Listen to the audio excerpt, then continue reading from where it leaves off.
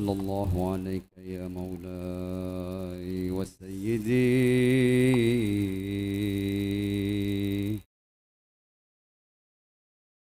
يا رسول الله صلى الله عليك يا مولاي وسيدي وحبيبي يا رسول الله صلى الله عليك وعلى أهل بيتك الطيبين الطاهرين المعصومين المظلومين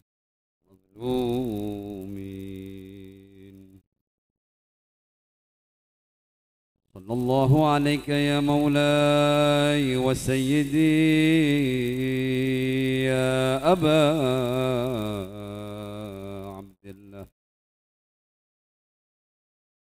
صلى الله عليك يا ابن رسول الله وابن أمير المؤمنين وابن سيدة نساء العالمين صلى الله عليك وعلى الأرواح التي حلت بفنائك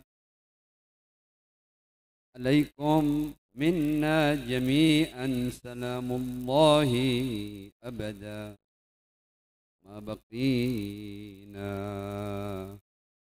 وبقي الليل والنهار ولا جعله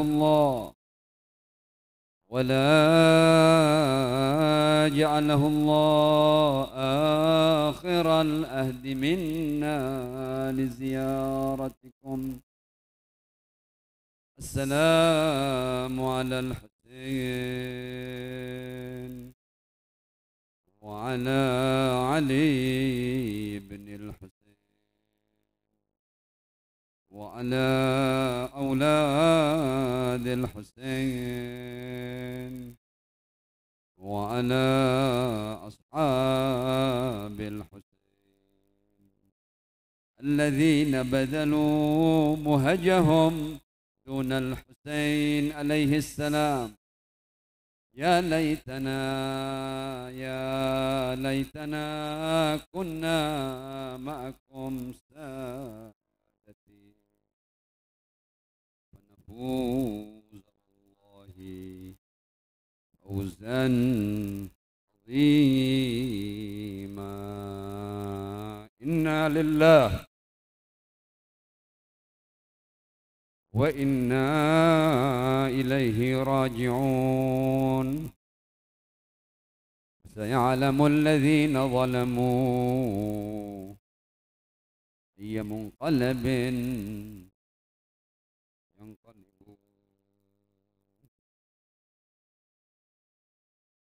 بسم الله الرحمن الرحيم. يا حي يا قيوم، يا حي يا قيوم برحمتك نستغيث فأغثنا ولا تكلنا إلى أنفسنا طرفة عين أبدا وأصلح لنا شأننا كله.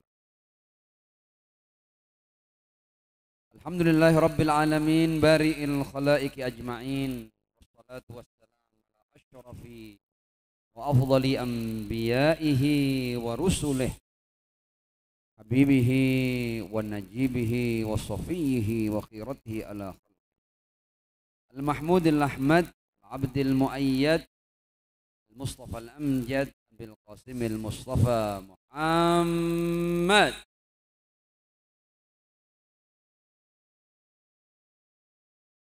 وعلى آله الطيبين الطاهرين المعصومين وأصحابه المنتجبين، سيما بقية الله في الأراضين.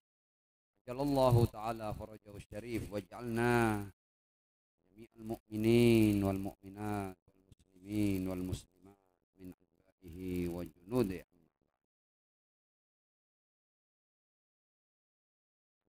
sadah wal masyayikh, para alim, para kiai, para guru yang saya muliakan dan saya hormati, para pejabat baik dari sipil maupun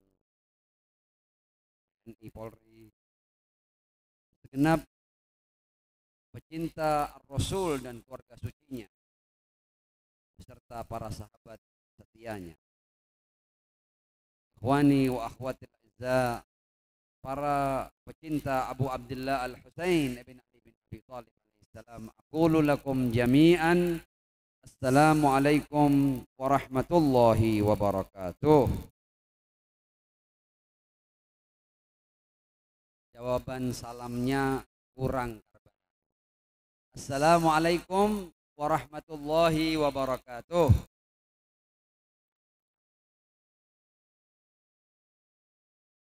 Karena dalam 50-60 menit ke depan kita akan mengenang Arba'in Husaini. Kita akan mengenang perjuangan dan pengorbanan suci Al-Husain ibn Ali bin Abi Thalib alaihissalam,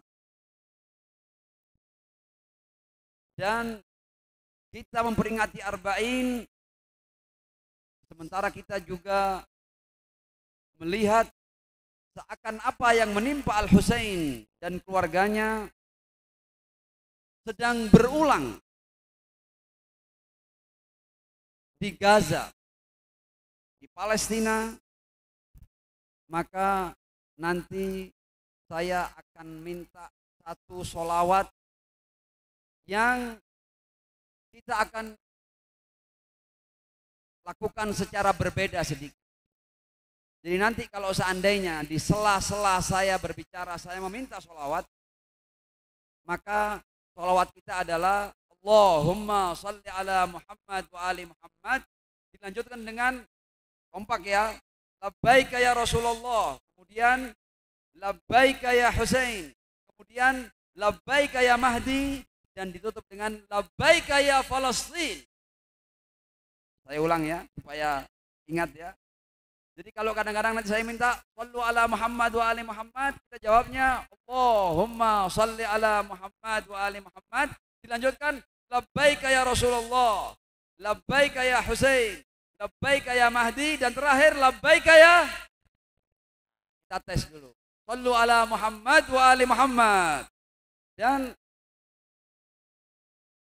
sekedar sebagai bukti bahwa kita bersama rakyat terjajah dan rakyat tertindas Palestina, saya minta nanti ketika labbaika ya Rasulullah, tangan ini angkat bukan untuk saya, angkat untuk Rasulullah, angkat untuk Al-Husain, angkat untuk Al-Mahdi, agar menjadi doa untuk kemenangan rakyat Palestina. Shallu ala Muhammad wa ali Muhammad. Arba'in Husain, sebuah peristiwa yang fenomenal dan monumental. Dan untuk memahami bahwa peristiwa ini fenomenal dan monumental, kita tidak perlu mendatangkan banyak bukti. Karena sudah menjadi fakta dan realita. Arba'in Husaini yang terkait dengan tragedi di padang Karbala pada hari Asyura pada 10 Muharram 61 Hijriah benar-benar menjadi sebuah peristiwa yang tidak ada tandingannya, yang tidak ada duanya. Fenomenal, monumental. Dan seperti yang saya katakan, untuk itu kita tidak perlu menderet bukti dan dalil. Karena fakta dan realita menunjukkan kebenarannya. Arba'in adalah sesuatu yang fenomenal dan monumental. Mengapa? Karena kalau kita lihat di dunia ini, sepanjang perjalanan kehidupan umat manusia, itu sebenarnya ada banyak manusia-manusia yang jauh lebih utama daripada Al-Husain bin Ali bin Abi Thalib alaihissalam. Kalau kita berbicara tentang Ar-Rasul sallallahu alaihi wa alihi, mana yang lebih mulia antara beliau dengan Al-Husain yang kita peringati arba'innya pada siang hari ini? Semua kita sepakat bahwa Ar-Rasul jauh lebih mulia daripada Al-Husain bin Ali bin Abi Thalib alaihissalam. Tapi apakah Ar-Rasul punya arba'in? Tidak punya. Ali bin Abi Thalib, Sayyidah Fatimah Az-Zahra adalah orang-orang yang secara kemuliaan di atas Al-Husain bin Ali bin Abi Thalib alaihissalam, putra mereka. Tapi apakah Maulal Muttaqin, Sayyidah Fatimah Az-Zahra alaihissalam, apakah mereka punya arba'in? Tidak punya. Dan bahkan para imam suci lain, para nabi sejak Adam alaihissalam sampai khatam Muhammad bin Abdullah sallallahu alaihi wa alihi tidak punya arba'in. Satu-satunya manusia yang punya arba'in yang berulang setiap tahunnya hanyalah Abu Abdullah Al-Husain ibn Ali bin Abi Thalib alaihissalam. Sallu ala Muhammad wa ali Muhammad.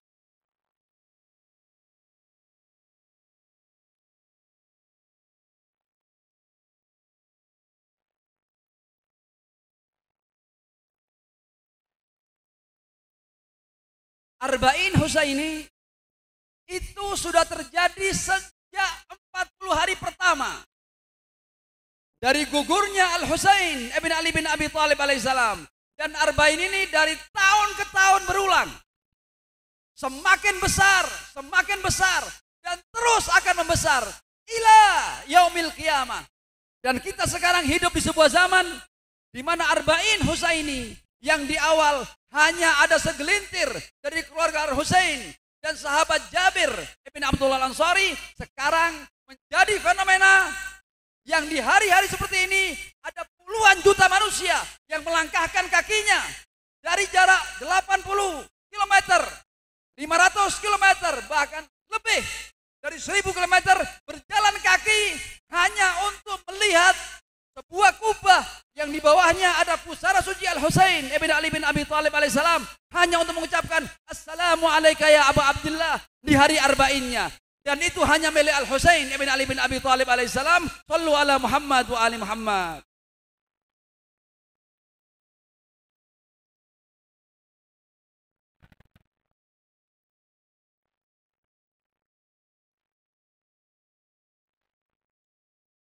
Ada yang mempersoalkan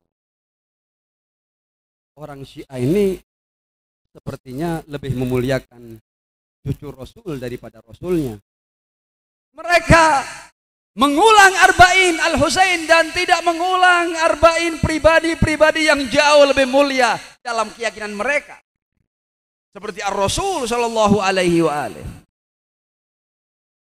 Mereka mencibir pengikut Ahlul Bait. Mereka mencibir masyarakat Syiah. Dan mereka mengatakan bahwa ternyata masyarakat Syiah itu lebih memuliakan Al-Husain daripada datuknya. Meskipun kenyataan tidak seperti itu. Di forum ini kita akan berikan jawabannya. Jawabannya adalah, ketahuilah bahwa Al-Husain alaihissalam dia punya Asyura dan punya arba'in yang berulang. Asyuranya berulang, arba'innya berulang, adalah karena datuknya Ar-Rasul sallallahu alaihi wa alihi. Seandainya bukan karena datuknya Ar-Rasul sallallahu alaihi wa alihi, Asyura Husaini tidak akan sebesar ini. Sebagaimana arba'in Husaini tidak akan sefenomenal dan monumental ini. Karena sang datuk jauh-jauh sebelum terbantainya cucunya di padang Karbala sudah mengeluarkan titah Dan titah ini menjadi kenyataan.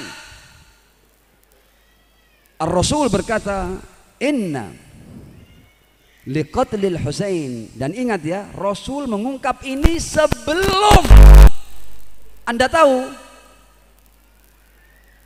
Al-Husain ibn Ali bin Abi Thalib alaihissalam bersama Ar-Rasul hanya sampai usia 5-6 tahun.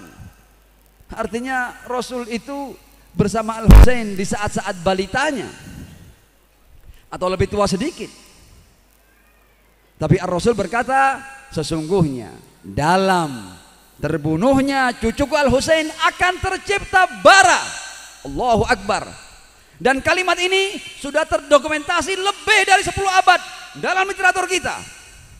Bukan ucapan yang diucapkan kemarin, atau 30 tahun yang lalu, 50 tahun yang lalu, 100 tahun yang lalu, lebih dari 10 abad sudah diucapkan oleh Ar-Rasul. Inna liqatlil Husain alaihi salam hararatan fi qulubil mu'minin.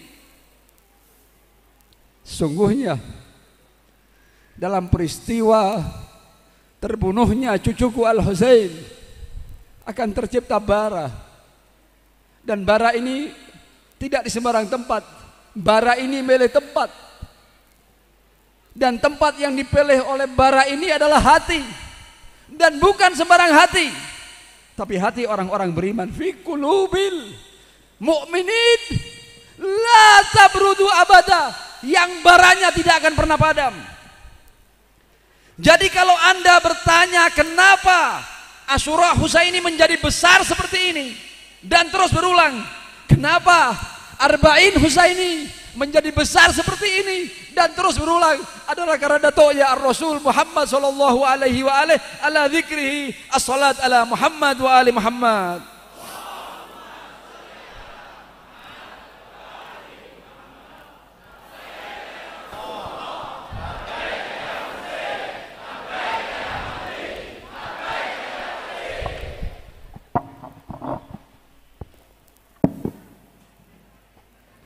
Dan kita akan berikan jawaban yang kedua, yang boleh jadi lebih mudah untuk kita pahami. Asyura Husaini, Arba'in Husaini yang terus berulang seperti ini, itu adalah khususiyah bagi Al-Husain ibn Ali bin Abi Thalib alaihissalam. Sekedar jawaban singkat untuk menjadi wacana kita. Ketika ada orang-orang yang mencibir, kita berikan jawaban yang sederhana ini. Saya mau bertanya, mana yang lebih mulia antara Ar-Rasul dengan Baitullahil Haram, dengan Al-Ka'bah? Semua umat Islam sepakat bahwa Ar-Rasul sallallahu alaihi wa alihi itu jauh lebih mulia daripada Ka'bah, meskipun Ka'bah adalah tempat yang penuh berkah, tanah yang suci, bangunan yang penuh berkah. Tapi semua sepakat bahwa Ar-Rasul jauh lebih mulia daripada Baitullahil Haram. Sekarang kita lihat peristiwa haji yang berulang setiap tahun, peristiwa umroh yang setiap saat berlangsung. Orang-orang itu ketika datang ke Makkah, ke Bakkah, dan mereka melaksanakan ibadah haji atau ibadah umroh, saya mau tanya, mereka tawafnya itu mengelilingi Ka'bah atau mengelilingi pusara suci Ar-Rasul sallallahu alaihi wa alihi? Mengelilingi Ka'bah. Yang berulang setiap tahun dan dikelilingi, ditawafi adalah Ka'bah dan bukan pusara suci Ar-Rasul sallallahu alaihi wa alihi. Meskipun Ar-Rasul jauh lebih mulia daripada Ka'bah, apakah ini menjadikan kemudian Ka'bah lebih mulia daripada Ar-Rasul? Tidak, itu khususiyah daripada Ka'bah. Dan begitulah untuk Asyura Husaini dan Arba'in Husaini. Sallu ala Muhammad wa ali Muhammad.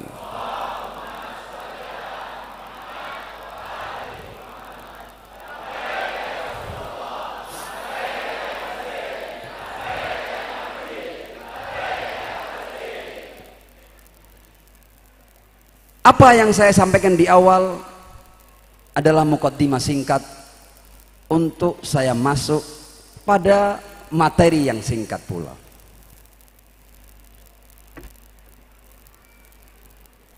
Dunia umat manusia sampai sekarang ini bisa disebut dengan dunia yang gagal.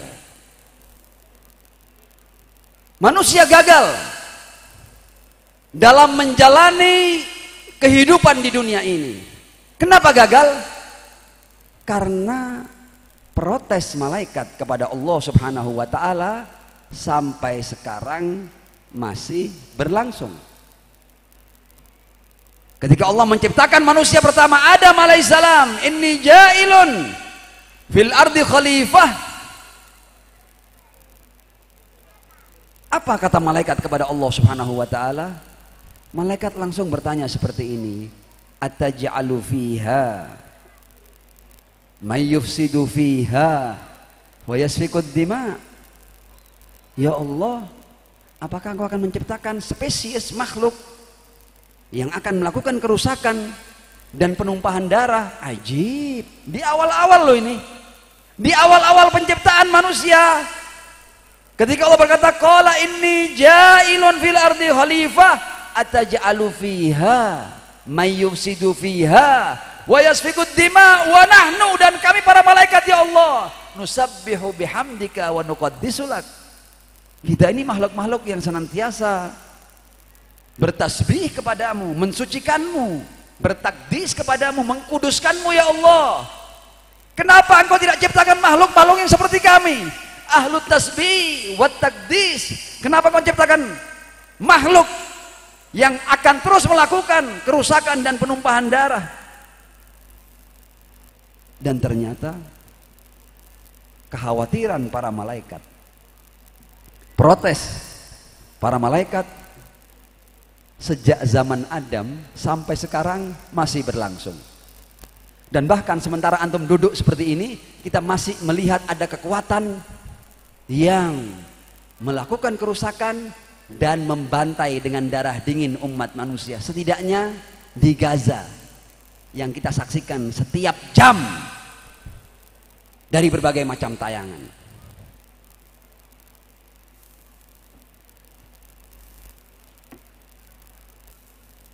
Di mana Adam alaihissalam, di mana Nuh alaihissalam, di mana Ibrahim, di mana Musa, di mana Isa, di mana Muhammad? Engkau silih berganti ya Allah menurunkan manusia-manusia suci, insan-insan ilahi, para pemimpin bagi umat manusia. Ternyata protes malaikat masih berlangsung. Ataj'alu fiha may yufsidu fiha wa yasfikud dima.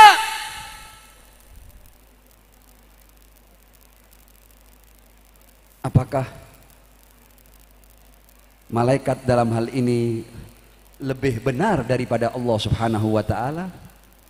Artinya kalau kita menjalani hidup sampai sekarang ini, kita melihat bahwa benar yang dikatakan oleh para malaikat itu benar adanya, dan bahkan kita belum melihat tanda-tanda ini akan berakhir.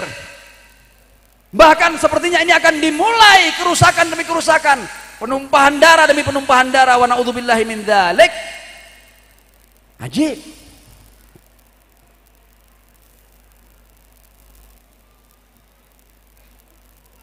Allah kemudian dalam menjawab pertanyaan malaikat itu, Allah hanya memberikan jawaban yang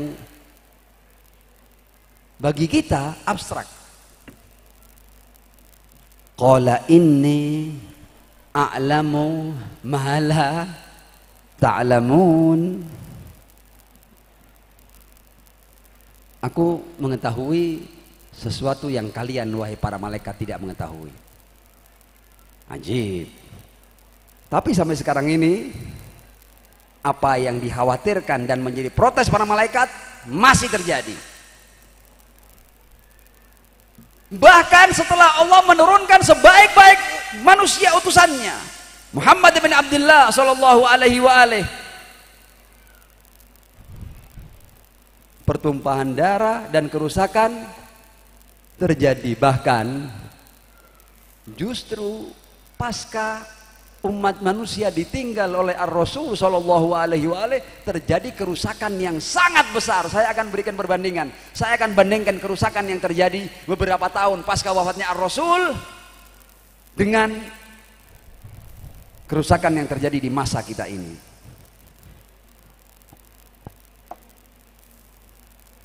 Antum semua kan mengikuti Gaza kan? Mengikuti kejadian di Palestina kan? Sudah berapa bulan? Hampir genap 12 bulan. Tinggal sedikit lagi setahun sudah ini. 11 bulan lah. Anggap 11 bulan. Israel itu yang didukung oleh negara-negara adik kuasa seperti Amerika dan beberapa negara yang ada di NATO seperti Jerman, Prancis, Inggris. Artinya negara-negara yang punya senjata yang paling mutakhir di zaman ini, itu semua senjata mutakhirnya diberikan kepada rezim bengis Zionis Israel ini. Mereka melakukan pembunuhan safkud dima dengan senjata yang paling mutakhir. 11 bulan berlangsung, berapa korbannya? Berapa korbannya? Yang kita dengar di berita kurang lebih 40.000 jiwa yang melayang dengan senjata yang super canggih. Kita ambil contoh sekarang, beberapa tahun pasca wafatnya sebaik-baik utusan yang bernama Muhammad bin Abdullah Shallallahu Alaihi Wasallam, kita ambil satu perang saja di antara muslimin, namanya perang Siffin. Perang Siffin itu senjatanya manual, tidak ada roket, tidak ada mortir, tidak ada meriam, tidak ada senjata otomatis, tidak ada jet-jet tempur, tidak ada senjata pembunuh massal, tidak ada.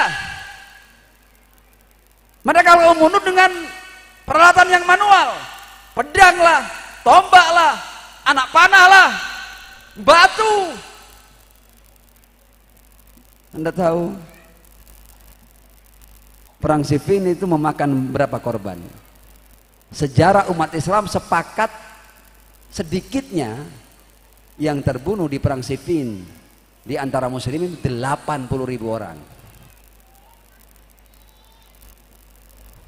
Padahal itu hanya beberapa tahun setelah sebaik-baik manusia yang diturunkan oleh Allah di muka bumi, yaitu Muhammad bin Abdullah Shallallahu Alaihi Wasallam. Ajib. Lah kalau manusia itu setelah ditinggal oleh sebaik-baik manusia, sebaik-baik utusan, khairul khalq, Ar-Rasul Muhammad, kemudian mereka seperti tidak berubah. Bahkan kalau kita lihat apa yang terjadi pasca Ar-Rasul Shallallahu Alaihi Wasallam, kita semua menangis darah. Bahkan yang menjadi korban utama daripada umat Muhammad adalah keluarga Muhammad Shallallahu Alaihi Wasallam. Saya tidak perlu deret cerita-cerita karena antum mengikut Ahlul Bait, antum sudah hafal apa yang menimpa keluarga Muhammad pasca wafatnya Muhammad Shallallahu Alaihi Wasallam.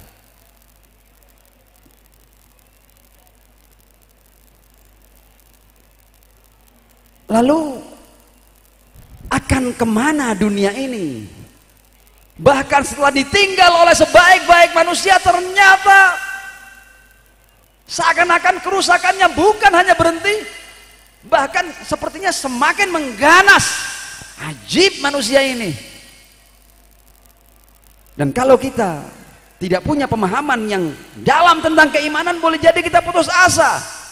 Kalau sebaik-baik manusia seakan tidak bisa berbuat apa-apa, lalu siapa yang bisa melakukan sesuatu? Siapa yang bisa melakukan perubahan? La haula wala quwata illa billah bil aliyil azim.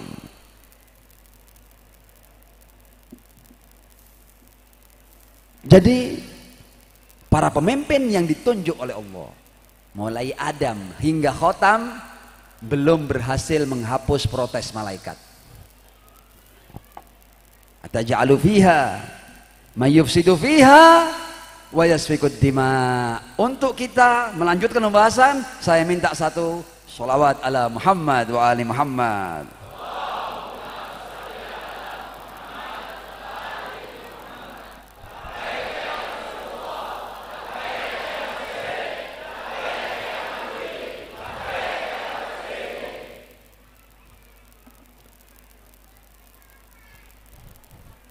Sebagai poin pertama, ketahuilah bahwa kalau pemimpin yang ditunjuk oleh Tuhan itu tidak bisa melakukan perubahan, maka bahkan yang terbaik darinya berarti ada masalah yang sedang terjadi. Ada apa? Ada masalah yang sedang terjadi. Di mana masalahnya? Kita akan lihat.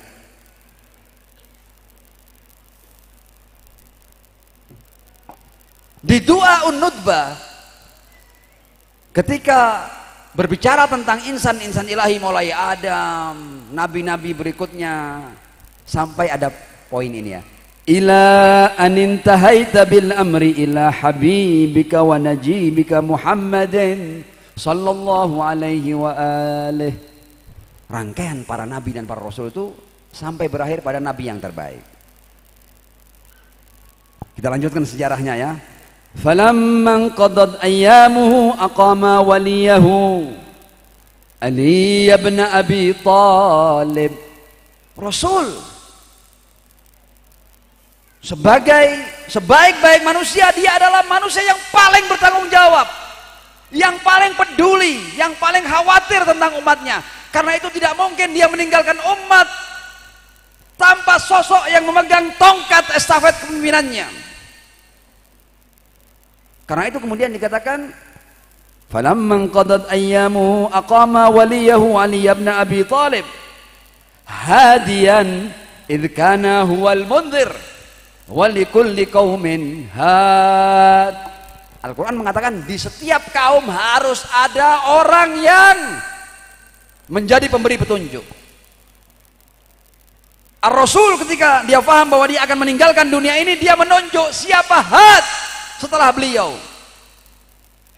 Faqala wal mala'u amama.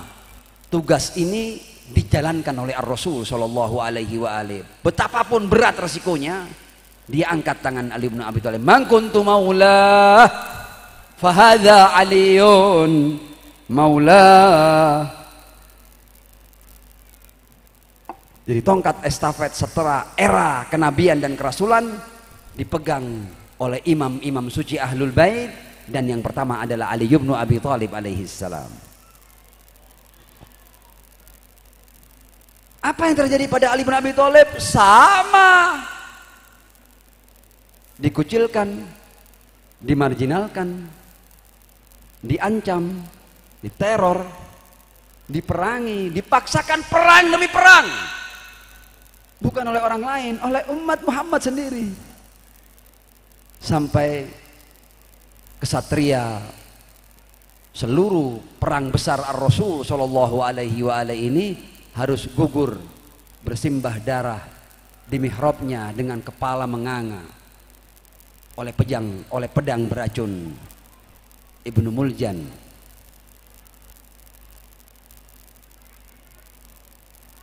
Walamma qada nahbahu wa qatalahu ashqal akhirin. Pemegang tongkat estafet Ar-Rasul dibantai. Kemudian dalam doa Nutbah ini, kalau kita lihat doa Nutbah itu sejarah manusia loh ya. Walaupun dalam lembaran-lembaran yang singkat, tapi berbicara tentang sejarah seluruh manusia dari awal hingga akhir. Roadmap perjalanan kehidupan umat manusia ada di Doa Nutbah. Silakan dikaji lebih jauh nanti.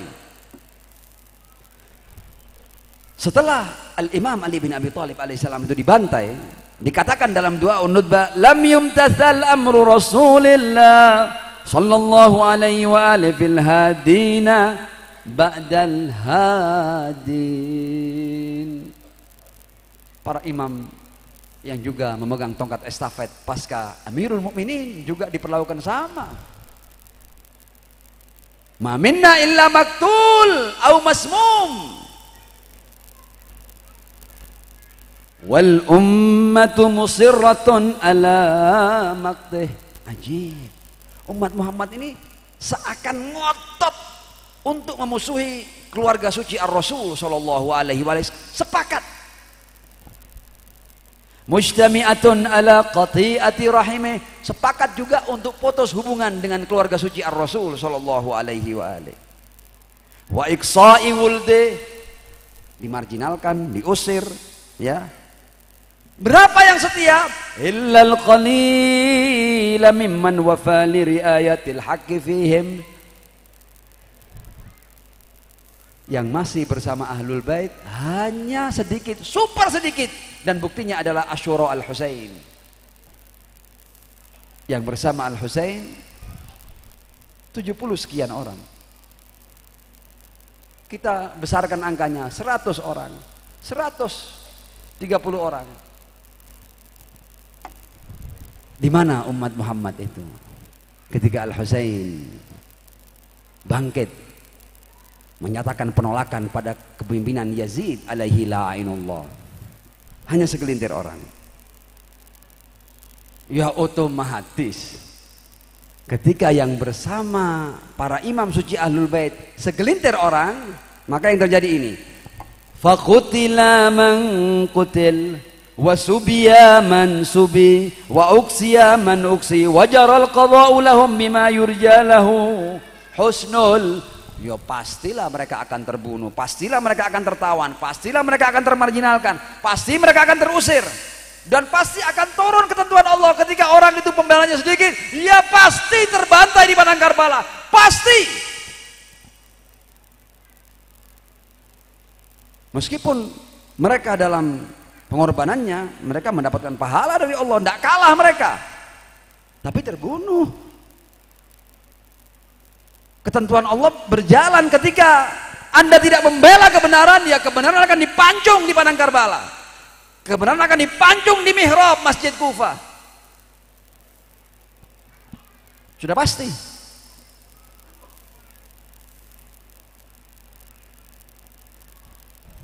Berarti ini sekarang kita mau masuk pada permasalahannya.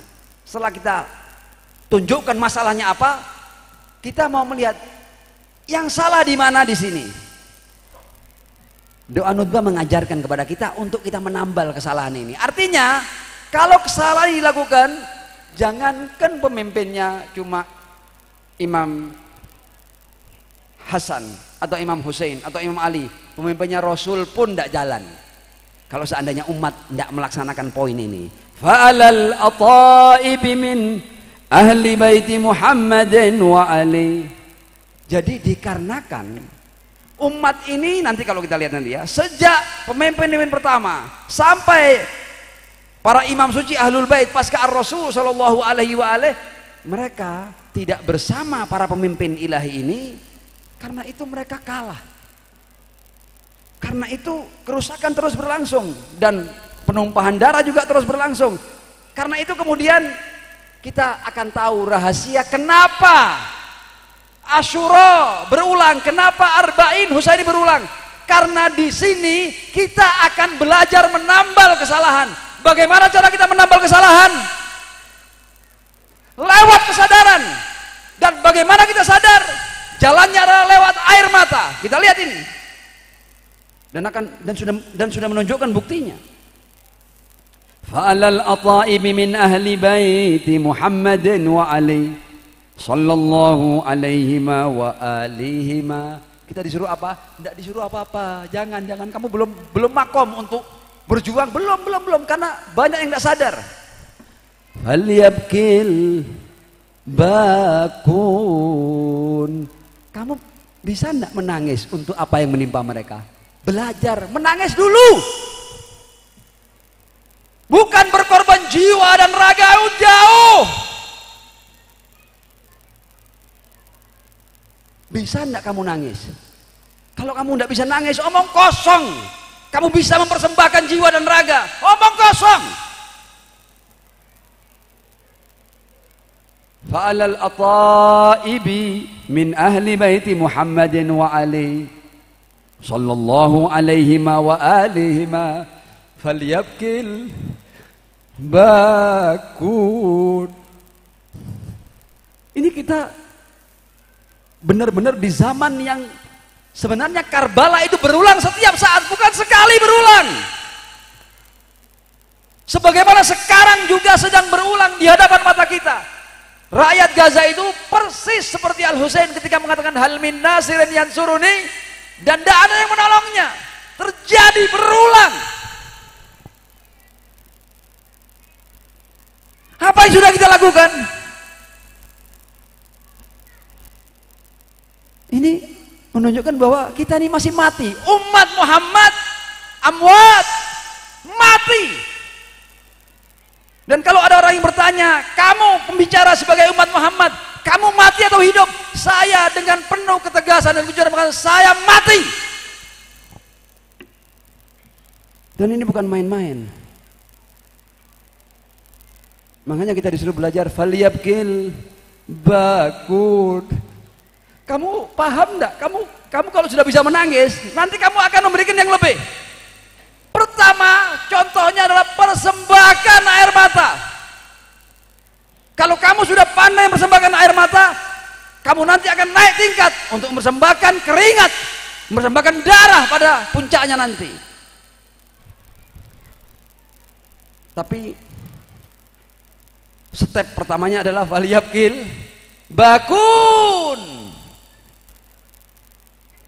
wa iyahum falyandu bin nadibun. Kita disuruh meraung, disuruh merintih, disuruh menjerit. Supaya apa? Supaya itu, loh kok bisa ada cucu Rasul dibantai, kamu ndak meraung, kamu ndak menangis, kamu ndak berjingkrak,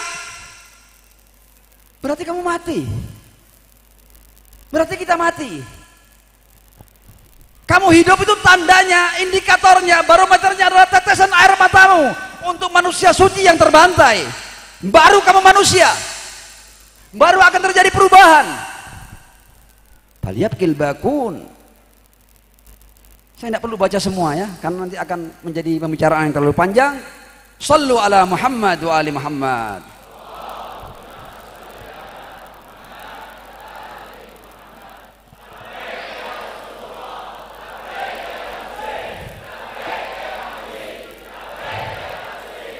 Karena itu di doa khutbah kita diminta kembali ke sejarah yang sudah terpisah lebih dari 10 abad dari kita.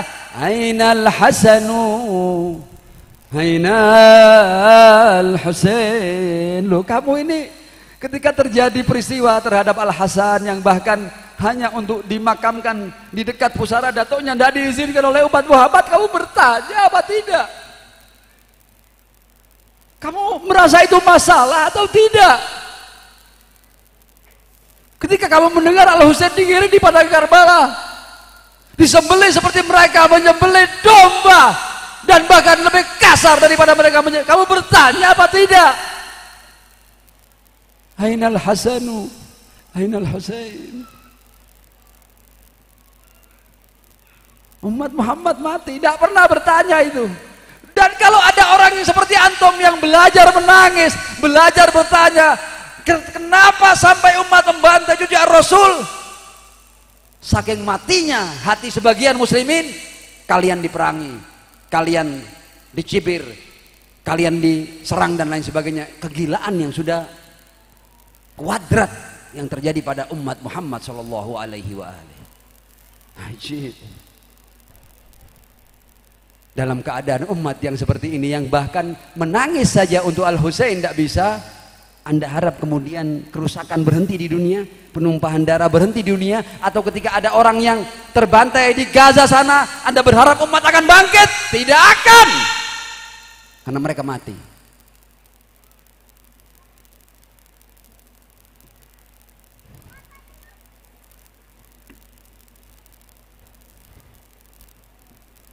Saya akan masuk pada kesimpulan.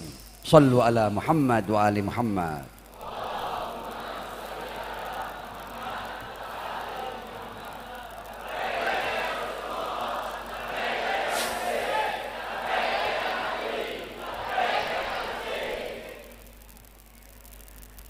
Sekaligus sebenarnya ayat Al-Quran sudah menjelaskan di mana letak masalahnya. Saya bacakan ayatnya ya. Jadi kalau ada yang bertanya kenapa sampai sekarang kerusakan terjadi, kezaliman terjadi, penumpahan darah terjadi dan masih merajalela,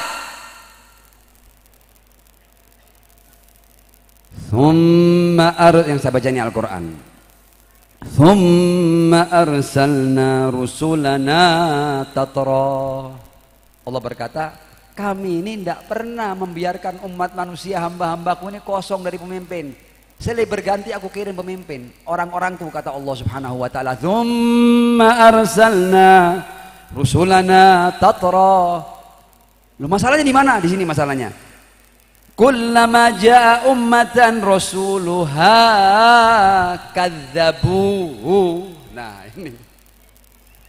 Setiap ada umat yang rasulnya diperintah datang oleh Allah kepada mereka, mayoritas mereka kadzabuhu. Ini Al-Qur'an loh ya. Jadi kalau ada yang protes, silakan protes kepada Al-Qur'an.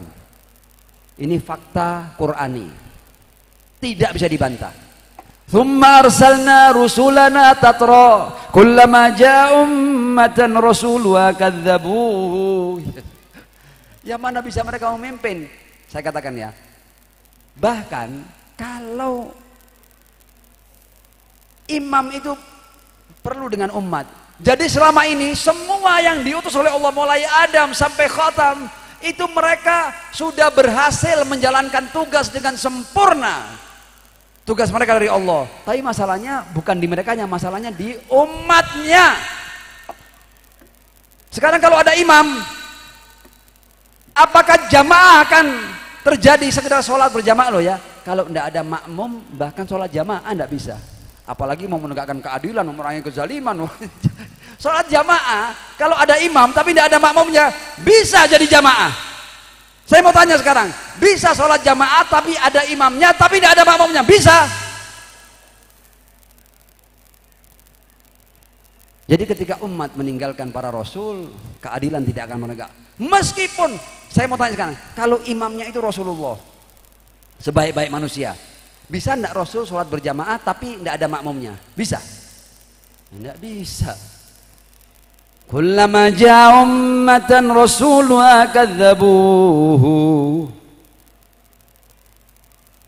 Dan umat itu kalau kita baca di Al-Quran, umat itu bukan hanya mendustakan, tapi mereka sudah sampai membunuh para nabi.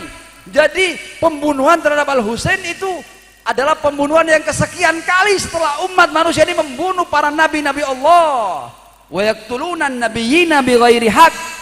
Fabima naqdihim, yang saya baca Al-Quran, mitsaqahum wa kufrihim bi ayatillah wa qatlihimul anbiya. Ada banyak nabi yang dibunuh oleh umat manusia ini, sebagaimana Al-Husain dibunuh.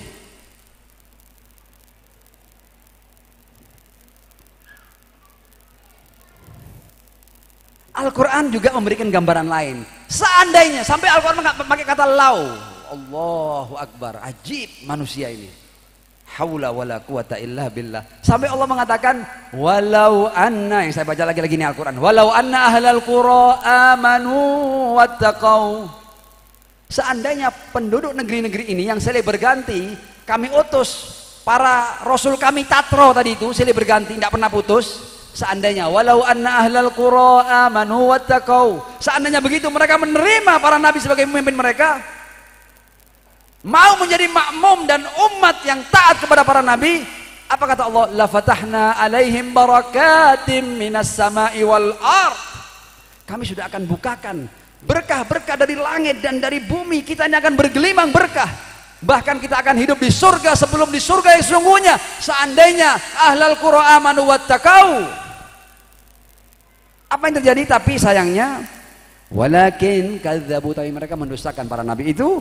Fa akhadnahum bima kanu yaksibun. Kalian tolak para pemimpin yang aku utus. Ya akhirnya kalian dipimpin oleh Fir'aun, kalian dipimpin oleh Namrud, oleh Fir'aun zaman, oleh Namrud zaman, Yazid zaman, oleh Zionis.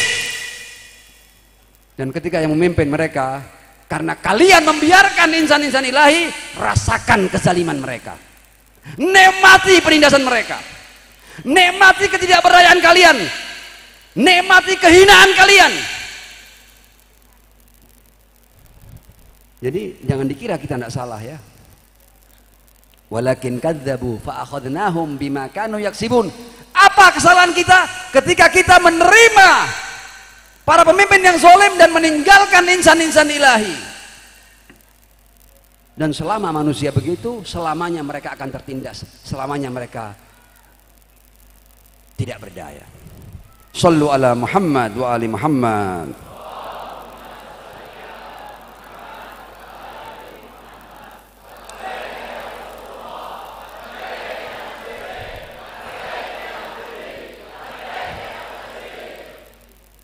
Ini saya sudah di bagian-bagian akhir ya, jangan khawatir saya akan panjang.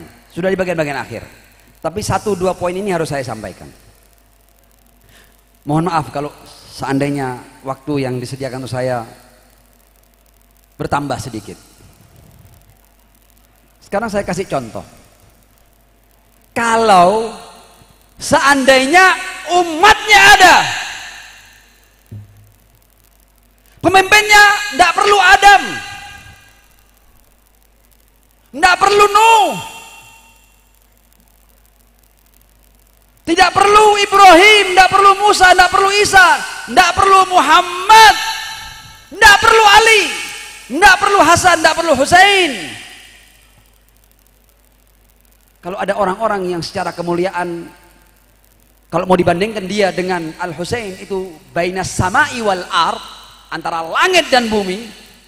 Tapi kalau mereka punya umat, musuh tidak bisa menyentuhnya. Saya ambil contoh Al-Imam Al-Khumaini qaddasallahu ta'ala sirrahu syarif. Kalau dibandingkan kemuliaan Imam Khumaini dengan Al-Husain, tidak ada apa-apanya. Imam Khumaini dengan Al-Husain ibn Ali bin Abi Thalib alaihissalam. Al-Husain di langit yang paling tinggi, Imam Khumaini di bumi yang paling dalam. Kalau mau dibandingkan antara Al-Husain dengan Ruhullah Al-Musawi Al-Khumaini. Tapi kenapa Al-Husain dengan kemuliaannya tergiring dan tersembelih di padang Karbala, bahkan tubuhnya diinjak-injak oleh puluhan kaki kuda sampai tulang-tulangnya remuk? Tapi bahkan di zaman yang sudah canggih seperti ini, ketika musuh semuanya bersepakat, tidak ada orang yang bisa menyentuh bahkan sekedar jubah Al-Imam Al-Khumaini qaddasallahu ta'ala sirrahu syarif, karena ada umat. Ketika ada umat, pemimpin tidak perlu sekelas Al-Husain. Cukup pengikut Al-Husain sebagai pemimpin akan membuat perubahan di muka bumi ini. Shallu ala Muhammad wa ali Muhammad.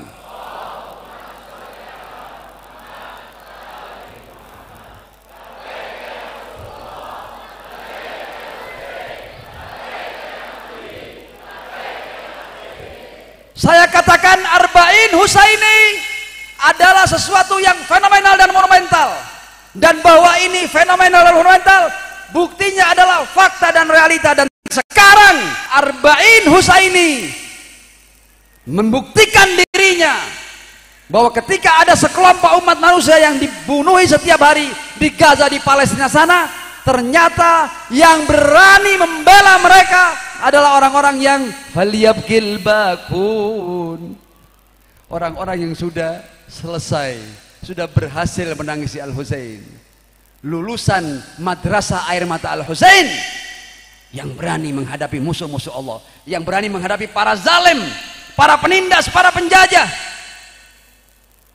Saya pernah mengatakan ucapan ini, kalau seandainya rakyat Palestina itu dengan segala kesabaran dan ketabahannya luar biasa, angkat topi kita puja dan puji, kita salut apresiasi kepada rakyat Palestina, karena mereka pantang menyerah, tidak kalah, meskipun dibunuhi sekian banyak, mereka berkata hasbunallah wa ni'mal wakil, luar biasa. Tapi rakyat Palestina itu dengan segala keluar biasaannya, memang mereka sedang dijajah. Jadi mereka tidak punya pilihan, apakah mereka melawan atau mereka dibunuh tanpa bisa berbuat apa-apa. Ya pastilah dalam hitung-hitungan 2+2=4, ketika ini musuh pasti mau membunuh kita, dan kita harus melawannya.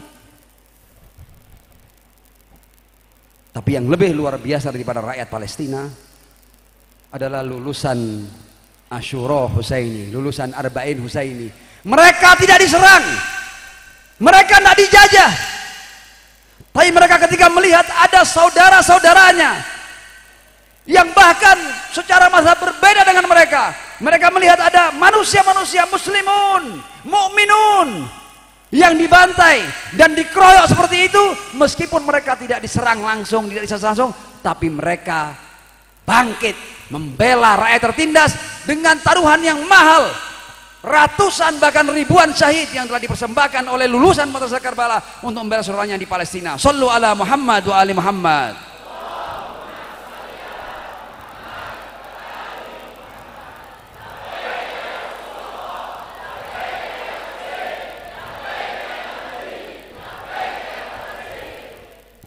Jadi lulusan Madrasah Karbala, para pejalan kaki di Arba'in Husaini telah membuktikan bahwa mereka adalah manusia-manusia yang paling mulia di muka bumi sekarang ini, karena mereka mau berkorban jiwa, harta, dan segala yang mereka miliki meskipun mereka bukan yang sedang diserang.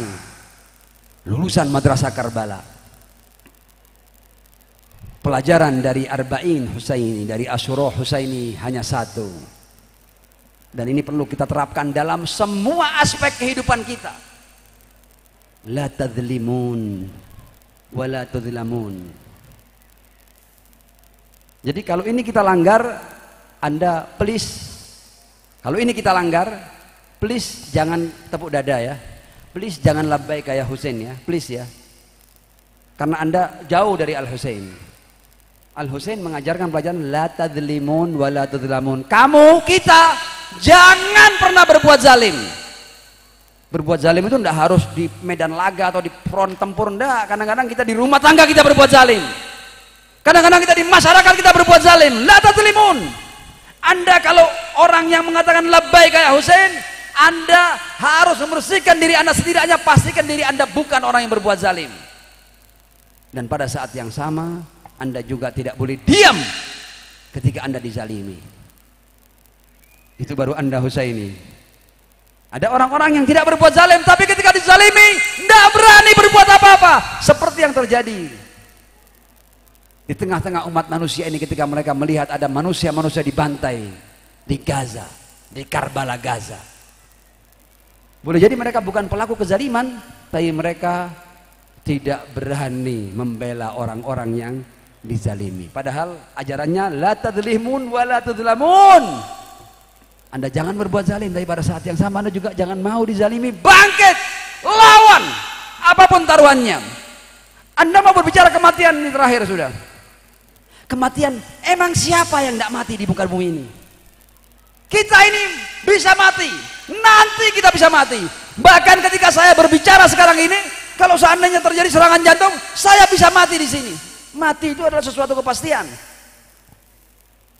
Yang menarik bukan matinya, matinya pasti Anda mau jaga diri Anda dengan berbagai macam kehidupan yang sehat, cara makan yang sehat, hidup yang sehat, olahraga, mati.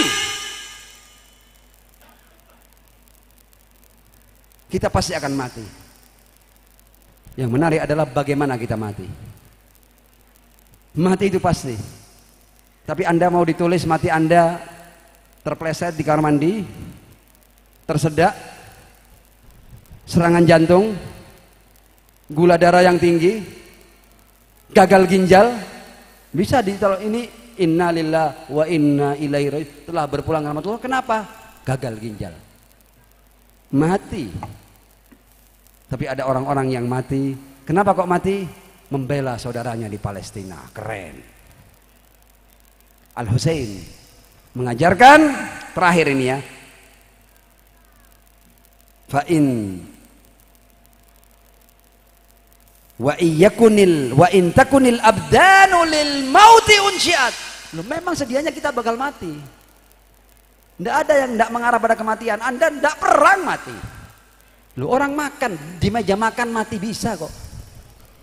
Wa in takunil abdan lil mauti unsyiat. Kalau seandainya tubuh ini dihidupkan, raga ini dihidupkan sementara untuk kemudian mengalami kematian, kata Al Husain, faqatlum ri'in bisayfi fillahi afdalu, maka terbunuhnya seorang manusia dengan pedang, dengan roket, dengan peluru, dengan apapun di jalan Allah, di jalan kebenaran, di jalan keadilan, itu jauh lebih mulia. Kematian yang indah itu kalau ditulis di batu nisan kita, kita akan menjadi manusia yang punya kemuliaan di mata manusia dan lebih utamanya di mata Allah Subhanahu wa ta'ala. Shalawat.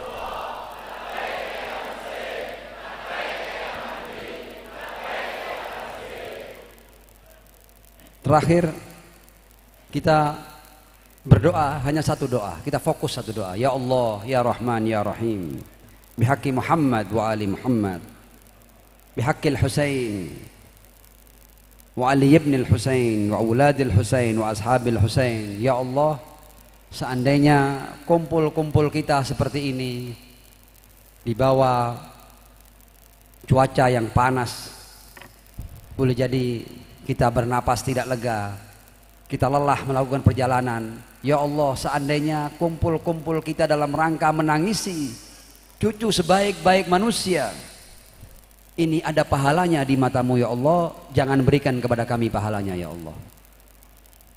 Kami persembahkan semua pahala itu untuk kejayaan dan kemenangan rakyat tertindas Palestina dan kemenangan poros perlawanan dalam membela rakyat Palestina yang terjajah. Dan tidak lama lagi insya Allah kita akan melihat Israel tidak ada lagi di peta dunia. Sallu ala Muhammad wa ali Muhammad.